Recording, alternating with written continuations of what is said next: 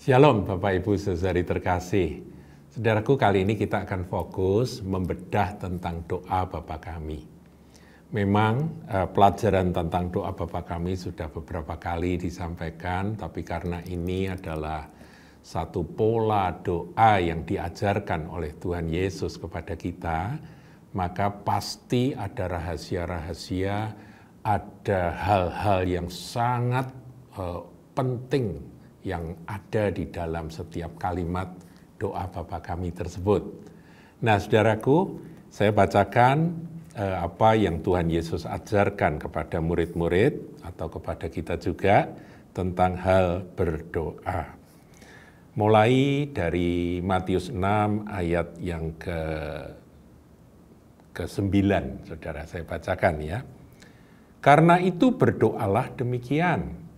Bapa kami yang di sorga, dikuduskanlah namamu, datanglah kerajaanmu, jadilah kehendakmu di bumi seperti di sorga.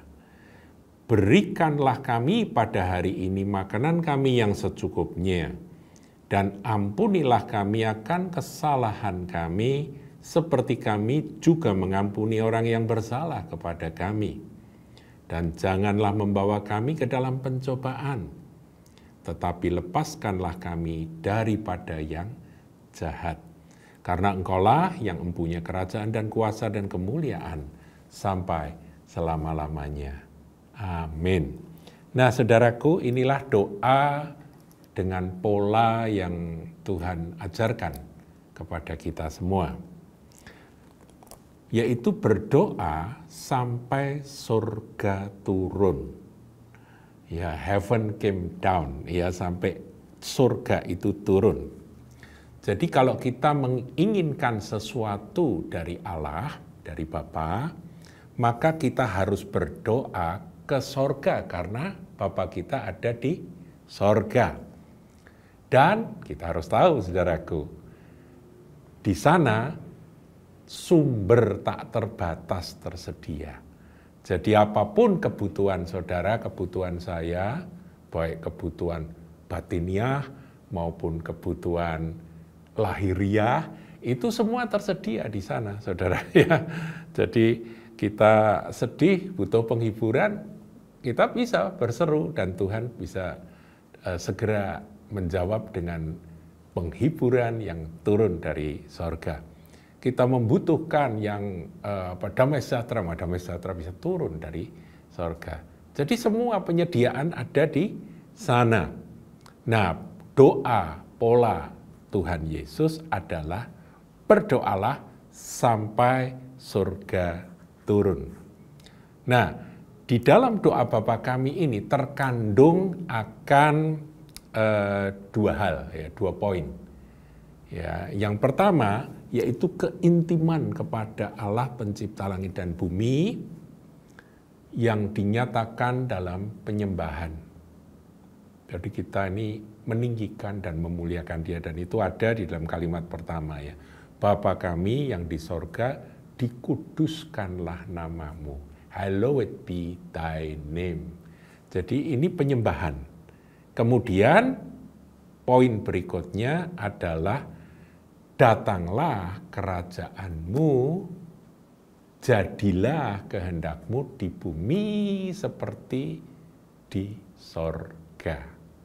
Jadi membawa kerajaan Allah ke bumi, membawa kuasanya, membawa kehendaknya, membawa akan segala yang menjadi rencananya jadi di bumi ini. Nyatakanlah ya Tuhan, semua yang ada di dalam rancanganmu itu tergenapi di bumi. Itu harus didoakan, saudaraku. Jadi ini merupakan prinsip dari doa yang Tuhan Yesus ajarkan kepada kita. Nah, saudaraku, ini saya catat ya, prinsip yang perlu terus diingat. Dunia adalah tugas kita. Setuju ya? Dunia adalah tugas kita. Tentunya ini penugasan sementara. Tapi bukan rumah kita. Jadi dunia ini adalah tugas kita, tempat kita bertugas, tapi rumah kita bukan di dunia ini. Ya, jadi kita ini ada di dunia dengan tugas yang bertujuan atau bersifat kekal. Tugas-tugas kita itu bukan yang sementara saja. Meskipun kadang-kadang itu dilaksanakan dengan hal-hal yang menjawab kebutuhan sementara dari orang-orang sekeliling kita di bumi ini, sementara, tetapi sesungguhnya tujuan utama kita bertugas di dunia ini adalah kekekalan.